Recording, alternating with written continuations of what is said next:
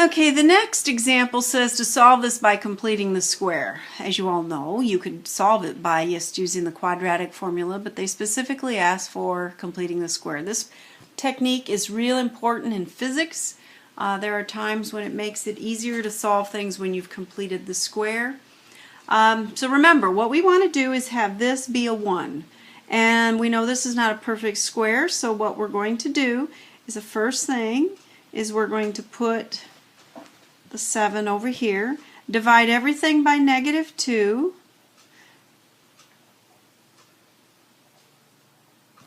and now we're going to look at completing the square.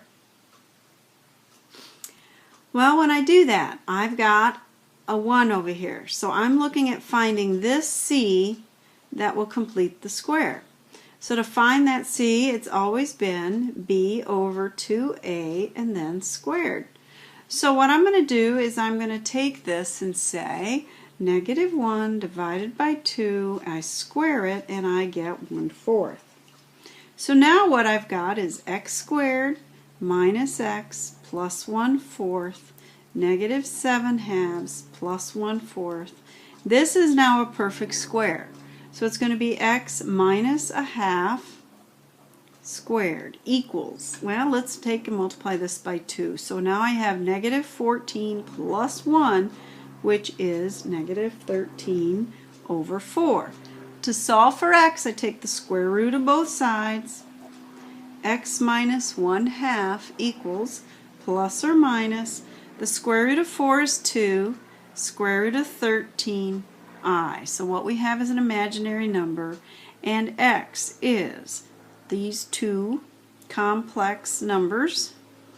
You have two solutions, and it's 1/2 plus minus the square root of 13 over 2i. Okay, example B.7 says solve by using the quadratic formula, and as you recall, this is A, this is B, this is C, so x equals -b plus or minus the square root of b squared minus 4ac all over 2a.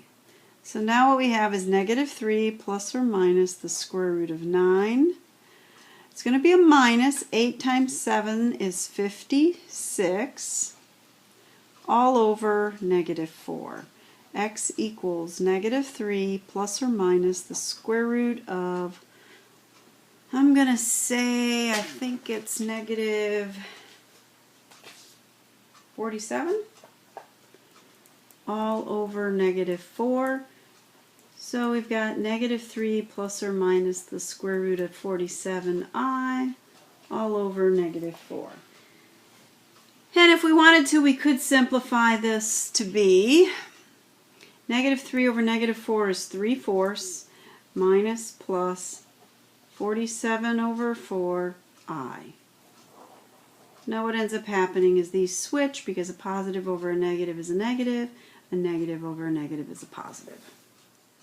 Alright, example B.8 says to divide this. So we're going to do long division because this is not in the synthetic division format. So we have x minus y, and it's going to be divided by x cubed. And we're going to have to put some placeholders in.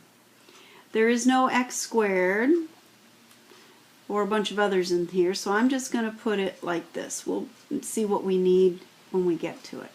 Now to get rid of this x times x squared gives me an x cubed, so that's going to be x cubed minus x squared y.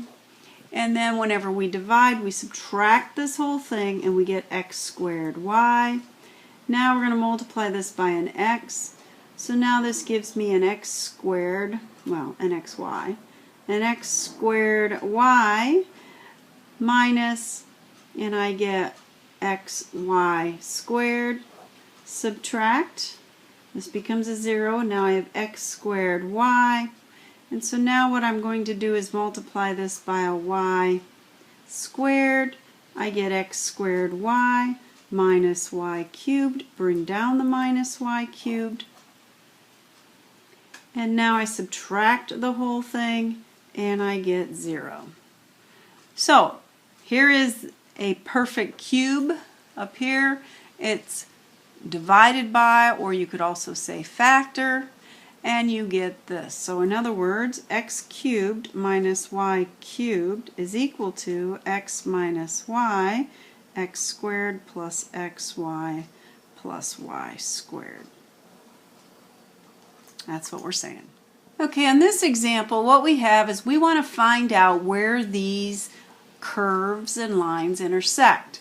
This is a circle. So what we have here is a circle that goes through the origin, has a radius of 3, and we have this line which probably goes like this, and we want to know where these two intersect. So what we have to do is solve for 1 and substitute. So let's say y equals x plus 1, and we're going to substitute it in the top one. X plus 1 squared equals 9. Now I have x squared. I have to FOIL this out.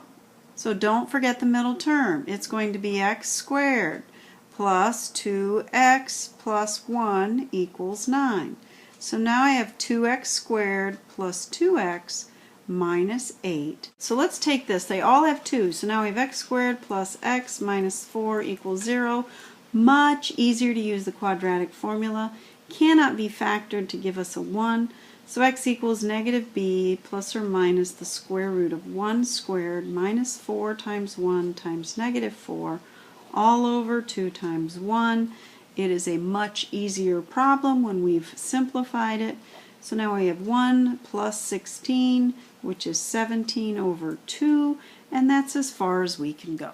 Well, that gives us x, but it doesn't give us y. So y equals negative 1 plus or minus the square root of 17 over 2 plus 1. We substituted this back into our equation here. And so now negative 1/2 plus 1.